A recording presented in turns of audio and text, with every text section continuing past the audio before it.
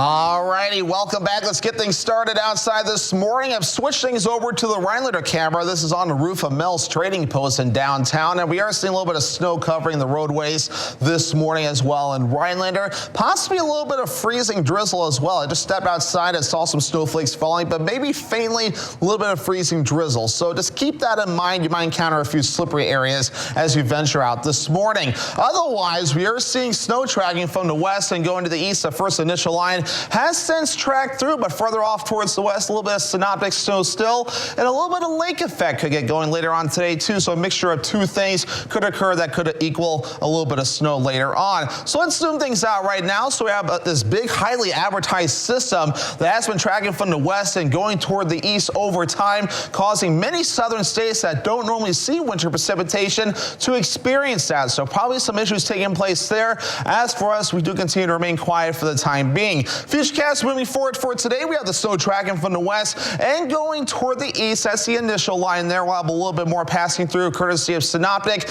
and lake effect snow coming up later on today. That will back off later on tonight. The clouds will hold on nonetheless, although they may break up just a little bit. But further off towards the west, we'll watch for more clouds approaching, and eventually our next system will begin to move in as well. So let's talk about today first. So we do have a little bit of snow on the way today. It will not be a whole lot.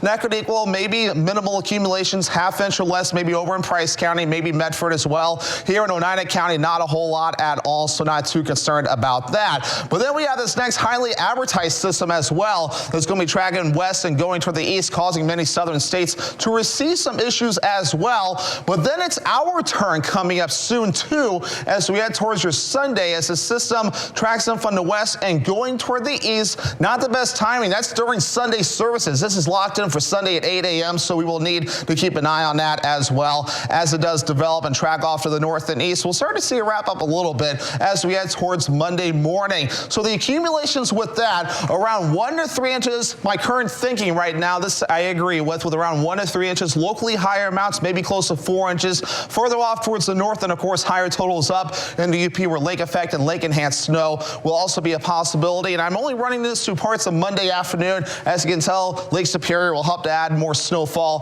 closer toward the lake and of course up in parts of the UP. But then we have that first wave of snow, or that first wave of cold weather, excuse me, that we'll be tracking through later on today. But then an even colder blast gets in here after the snow clears as we head towards your Monday, although some lake effect will still be possible. But we got cold temperatures on the way as we head towards Monday into Tuesday. But for now, not too bad. We have temperatures starting off in the upper teens to lower 20s this morning.